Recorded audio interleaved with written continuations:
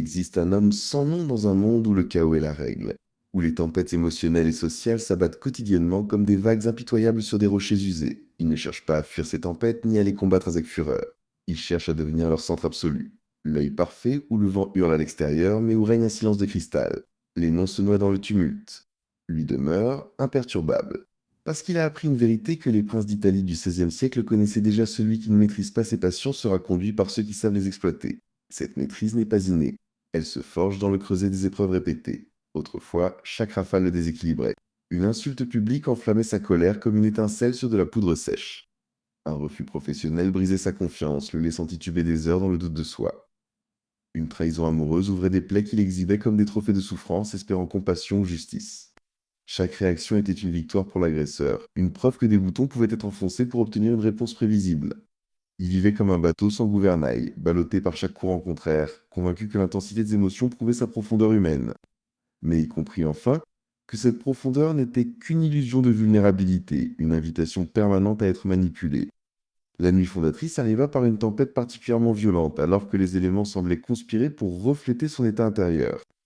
Assis dans l'obscurité, éclairé seulement par la lueur intermittente des éclairs, il saisit une idée philosophique fondamentale: entre le stimulus extérieur et la réponse intérieure existe un espace sacré, l'espace de la liberté véritable. Dans cet intervalle infinitésimal se joue le drame de l'existence humaine. La plupart des hommes réagissent instantanément, comme des machines programmées, esclaves de leurs impulsions conditionnées par des années de dressage social. Lui décida de transformer cet espace en forteresse imprenable. 5 piliers d'immuabilité naquirent cette nuit-là, gravés non dans le marbre, mais dans la chair de sa discipline quotidienne. Le premier pilier, la maîtrise absolue des réponses. Imaginez une réunion tendue où une idée est brutalement attaquée. L'ancien lui aurait exposé un argument passionné, aurait défendu chaque syllabe comme un accusé devant sa tête. Maintenant, respiration profonde, lente, contrôlée. Le regard reste fixe, non agressif mais inébranlable, comme un lac immobile sous la pluie battante. L'assaillant continue son monologue, emplissant l'espace de sa propre agitation, révélant involontairement ses propres failles. La salle entière sent le décalage: d'un côté la tempête verbale, de l'autre un calme surnaturel. Sans un mot de défense, l'idée finit par être adoptée plus tard dans la journée. Le silence n'a pas défendu. Il a conquis par sa simple existence. Cette non-réaction désoriente l'adversaire plus qu'aucune riposte ne pourrait le faire. Il frappe le vide et se révèle faible dans son propre excès. Le deuxième pilier, l'invisibilité émotionnelle parfaite. Les émotions humaines sont comme des drapeaux colorés agités au vent, utiles pour signaler ses positions à l'ennemi. Sarcasme mordant d'un collègue, un sourire léger, presque imperceptible, qui ne trahit ni amusement forcé ni colère contenue. Douleur d'un rejet personnel. Le visage demeure un masque serein, l'énergie intérieure intacte. Les autres perdent leur cible préférée. Ils testent, provoquent, cherchent la fissure dans la façade, mais ne trouvent qu'un miroir qui reflète leur propre agitation. Cette opacité émotionnelle n'est pas de la froideur calculée. C'est la protection naturelle de celui qui a appris que montrer ses cartes équivaut à offrir des armes à ses observateurs. Les manipulateurs habitués à lire les visages comme des livres ouverts se retrouvent face à une page blanche, obligés de projeter leurs propres insécurités dans le vide. Le troisième pilier, la compréhension clinique de la nature humaine. Dans le chaos des interactions, un schéma se révèle implacable à l'intérêt personnel dicte chaque action humaine. Les promesses chaleureuses masquent souvent des calculs froids, les sourires complices cachent des jalousies latentes, les alliances proclamées s'effritent au premier test réel. Cette lucidité n'engendre pas l'amertume, mais l'anticipation. Une trahison professionnelle devient prévisible quand on observe les micro-signaux au regard fuyant lors des discussions stratégiques, questions trop précises sur des projets personnels, absence calculée lors de moments critiques. Au lieu du choc paralysant, une réponse mesurée, redirection des ressources vers des alliances plus solides, documentation silencieuse des faits, préparation de contre-mesures invisibles. Comprendre que les hommes priorisent leur survie avant toute loyauté permet de naviguer les tempêtes sociales avec la précision d'un capitaine qui lit les nuages avant la pluie. Le quatrième pilier, le détachement radical des résultats. L'ambition humaine véritable se enchaîne souvent à l'attente obsessionnelle d'un succès spécifique. Contrat signé, amour réciproque, reconnaissance publique. Cette dépendance crée une vulnérabilité fatale. Chaque échec devient une blessure existentielle. L'immuable travaille avec une intensité féroce mais tient ses attentes ouvertes comme une main relâchée. Un projet majeur échoue-t-il? C'est une donnée expérimentale, non une condamnation personnelle. Une relation s'effrite-t-elle sous la pression des réalités? Redirection fluide vers des connexions plus alignées. Cette non-dépendance crée un paradoxe magnétique: les opportunités affluent précisément vers celui qui n'en a pas désespérément besoin. Les investisseurs sentent la stabilité et placent leurs paris. Les talents remarquables gravitent vers la sérénité qu'ils perçoivent. Les situations se dénouent naturellement, parce que la pression du besoin a disparu. La fluidité remplace la rigidité et le monde s'ajuste autour du centre stable. Le cinquième pilier, le plus ésotérique, la construction de la force intérieure dans le silence absolu. Les empires visibles s'annoncent par des fanfares et s'effondrent sous leur propre poids. La véritable puissance se bâtit dans les catacombes de la discipline privée. Méditation matinale où l'on forge la résilience mentale, entraînement physique qui sculpte non la vanité mais la posture souveraine, étude nocturne des stratégies historiques qui révèlent les patterns éternels du pouvoir. Personne ne voit les fondations invisibles et les refus de distraction sociale qui préservent l'énergie, les analyses froides des échecs passés qui transforment les défaites en leçons, les visualisations quotidiennes d'un futur maîtrisé. Quand l'édifice intérieur est complet, sa manifestation extérieure semble surgir de nulle part. Promotion inattendue, réseau soudé par des liens forgés dans l'ombre, autorité naturelle qui impose le respect sans effort apparent. Les observateurs s'émerveillent de la chance ou du talent inné, ignorant les milliers d'heures de construction souterraine. Les tempêtes ne manquent pas pour tester cette philosophie. Un supérieur hiérarchique explose de rage lors d'une erreur collective. Tandis que les collègues s'agitent ou se justifient frénétiquement, l'immuable répond par un calme amplifié, proposant une solution précise sans accuser ni se défendre.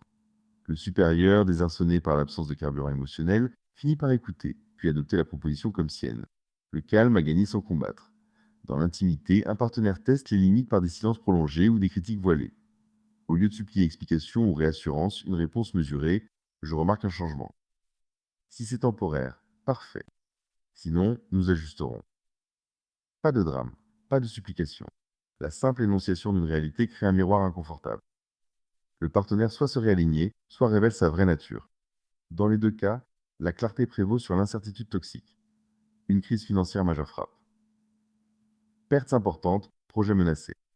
Autour de lui, panique collective, accusations mutuelles, décisions hâtives, énergie gaspillée en lamentation.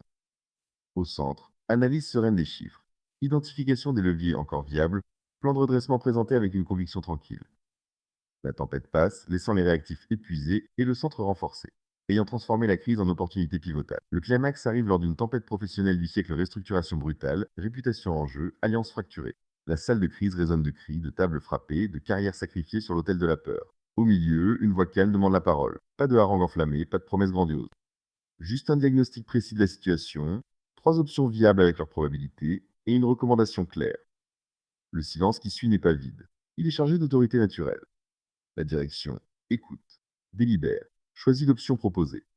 La salle est sauvée, les emplois préservés, les concurrents ébahis. L'immuable n'a pas élevé la voix. Il est devenu la voix que tous suivaient. La transformation s'opère sous les yeux du monde sans qu'il s'en rende compte. Les pièces changent d'atmosphère à son entrée. Non par charisme bruyant, mais par une gravité subtile qui incite à l'écoute. Les provocations glissent sur lui comme la pluie sur le granit. Les crises le révèlent puisqu'elles ne le menacent. Il devient référence sans l'avoir cherché. Que ferait-il dans cette situation? Chuchotent les autres dans les couloirs. Son immuabilité crée une orbite naturelle. Les âmes agitées y gravitent, cherchant ancrage. Pourtant, un avertissement grave accompagne cette puissance: l'immuabilité absolue peut glisser vers l'isolement glacial. Refuser toute émotion visible ne doit pas devenir refus de toute connexion humaine authentique. Le véritable maître équilibre fermeté et sélectivité. Impénétrable aux tempêtes indignes, mais ouvert aux âmes rares qui méritent la confiance. L'excès de distance crée un vide stérile. La vraie force, c'est quand ouvrir une brèche sans compromettre le centre. Les années approfondissent cette philosophie. Les tempêtes reviennent toujours. Personnelles, professionnelles, existentielles. Mais chacune révèle la même vérité: ce qui ne plie pas devient la référence dans la tourmente. Les réactifs s'épuisent, se brisent, se reconstruisent parfois plus forts. L'immuable, lui, accumule chaque crise testée, renforce les fondations, affine la vision, aiguise la compassion lucide. Il comprend que la stabilité n'est pas absence de mouvement, mais maîtrise du mouvement intérieur face au mouvement extérieur. Imaginez les matins où cette discipline se renouvelle: méditation face au soleil levant, respiration consciente qui centre l'énergie, revue mentale des principes comme un rituel de guerrier. Les interactions quotidiennes deviennent terrain d'entraînement. Interruption en réunion traitée par pause respirée. Critique personnelle reçue comme information météo. Succès célébré intérieurement sans ivresse éphémère. Chaque jour forge l'habitude, transformant la philosophie en seconde nature. Le monde continue son éternel tumulte. Drame médiatique, conflit relationnel, ambition frustrée. Au centre de chaque tempête particulière brille désormais un œil serein, non affecté, guidant sans dominer, stabilisant sans contraindre. Les observateurs lointains parlent de charisme naturel. Les proches savent qu'il s'agit d'une conquête intérieure acharnée. Cette philosophie exige tout: renoncement au plaisir facile de la réaction spontanée, discipline quotidienne, Face à l'inertie émotionnelle, courage de rester centré quand tout incite à l'agitation collective. Mais elle offre l'inestimable la liberté d'être le roc quand les autres sont vagues, le phare quand règne l'aveuglement, le centre quand tout tourbillonne à la périphérie. Tu sens l'appel maintenant. Deviens l'œil. Écris en commentaire, je suis l'œil au cœur de la tempête. Like si cette vérité t'a touché. Abonne-toi pour ne jamais manquer la prochaine révélation. Les tempêtes viendront. Sois prêt à régner au centre.